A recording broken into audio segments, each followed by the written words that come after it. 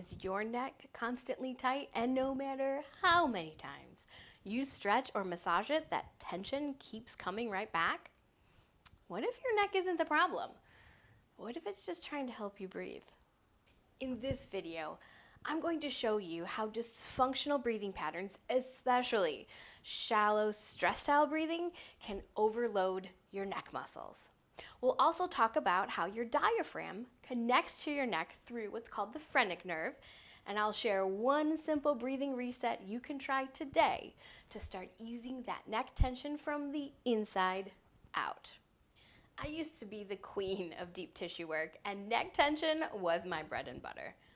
My schedule would be booked out weeks in advance with people desperate for relief, and they'd get it, but it never really lasted long term.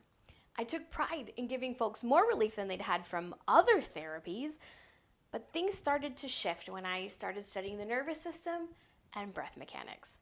I realized the body never works in isolation, and neither does pain, especially when it comes to how we breathe. Once I started working with clients on their breath mechanics, helping the diaphragm do its job better again, neck tension began to melt without needing to hammer those muscles every week. And that's when things really clicked. So let's break down why this happens and what it means for your neck. Here's the deal.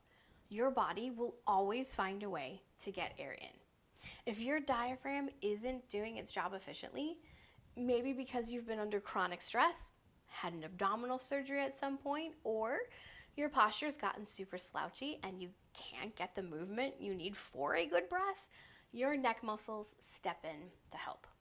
Muscles like the scalenes and the SCM, this ropey guy on the front of your neck, start doing breath support duty. But they're not built to do the lion's share of the work. So they get tired and they get cranky, and you will feel a whole lot of tension. Let's nerd out for a sec with a 30-second anatomy lesson.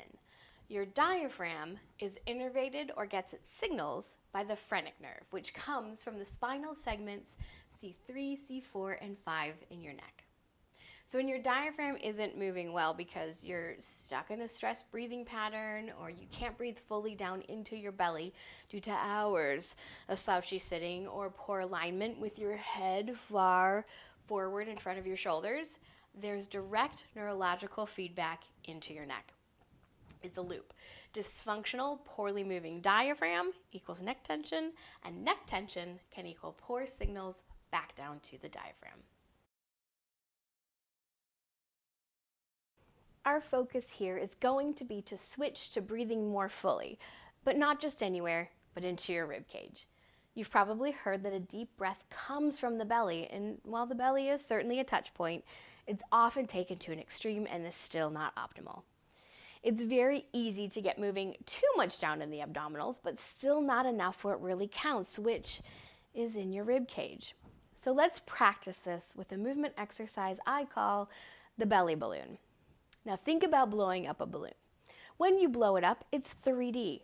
All sides of the balloon expand, not just one area. This is often what happens when people belly breathe incorrectly. The abdomen moves robustly, but there still can be very little movement happening in through the rib cage. For this exercise, we're going to start by shifting our breath down and wide into the lower ribs, not up into the collarbones or down deep into the belly.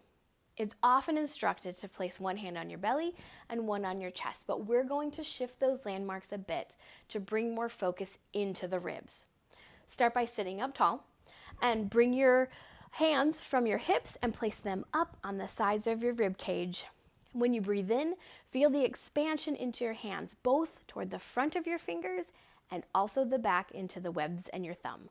This encourages a more natural expansion that the diaphragm drives, rather than those upper neck or abdominal muscles. Think wide and slow, not high and fast.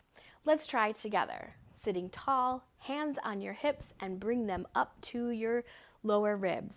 When you inhale, you should feel some expansion and movement not only here in the front of your hand, but also in the back and in the web, which is where a lot of people will have a lack of movement. We want to breathe 3D, so feel the front, the web, and the back move. Trust me, you'll get better with practice. So when you breathe in and exhale, there's movement all around, evenly, front to back, right to left. Give this ribcage breath a try and check in with your shoulders and neck. Do you feel any difference in the sensation of tension or your ability to move your head in different directions? If this was helpful, hit that like button so more people can find it. Subscribe for more nervous system and movement nerdiness, and share this with your friend who's always rubbing their traps at their desk. If you'd like more on how to not only feel better, longer lasting relief for your neck tension, but also would like to recover more fully so this area doesn't lock up in the first place, watch this video next for another solution to chronic neck tension. And I'll see you on the next one.